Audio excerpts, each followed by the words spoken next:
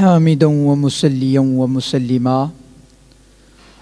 اما بعد فاعوذ باللہ من الشیطان الرجیم بسم اللہ الرحمن الرحیم اشداء علی الکفار رحماء بینہم صدق اللہ العظیم ببرکت صلی اللہ تعالی علی محمد صلی اللہ تعالی علیہ وسلم۔ برسندلی افتخار نشستہ قدات محترم، آقایان عزیز و شوندگان عزیز، السلام علیکم۔ امروز دری خانہ ہوشمند در مقابل اصحاب عقل و خرد و اہل علم و دانش موضوع مورد بحث نہ حکمت لقمان است و نہ داستان رستم و سہراب برعکس موضوع کہ امروز دربار آن بیان می شود در رشتہ مروارید و گلدستہ کلمات بائیں طور پیچیدہ شدہ است نقش سیدنا ابوبکر صدیق در ثبات دولت مدینہ۔ خدات محترم، اگر بعد از مصطفیٰ کوئی ہمالیہ عقل و خرد ذہن و دانش بیدار کسی است یک نفر سیدنا ابوبکر صدیق است۔ سیدنا ابوبکر صدیق است، سپس سیدنا ابوبکر صدیق بدون مقص و تاخیر با ارادے سخن رانی عالی کشتی در حال غرق شدن را نجات داد۔ حتیٰ زمانے کے یاران دلیر و شجاعان صحابہ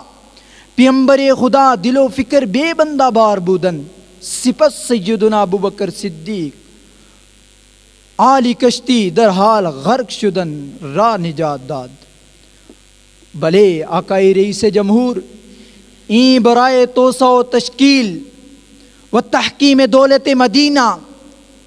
را اولین قطرہ باران بود۔ نقش سیدنا ابوبکر صدیق برائے تحکیم دولت مدینہ مثل روز روشن آیاست۔ آقای رئیس جمہور یافتن را برائے آشتی در آتش احساسات و بتوقف قتل و قتال و اقدامات تلافی جویان بین ہر دو گروہ موافقت کردن در تحکیم دولت مدینہ نقشوں نے پس دیگر چیست نظام محمدی را مرتب نگاہ داشتن و توتیا ہائے یہودیانوں مسیحانوں منافقانوں مرتدن را پاسی خاشکار دادن در تحکیم دولت مدینہ نقشوں نے پس دیگر چیست مسدود کردن را مہاجمان بنظام ہا اقتصادی و مالی و بتمام قوت جوان مردی بمنکران زکوٰۃ جہاد کردن در تحکیم دولت مدینہ نقشوں نے پس دیگر چیست آقای رئیس جمہور ورود 6 میلیون مساحت در اسلامی ریاست فتح شدن بیشتر مناطق ایران و سوریہ و تشکیل و حکام و ارتش در تحکیم دولت مدینہ نقشوں نے پس دیگر چیست آقای رئیس جمہور در تحکیم دولت مدینہ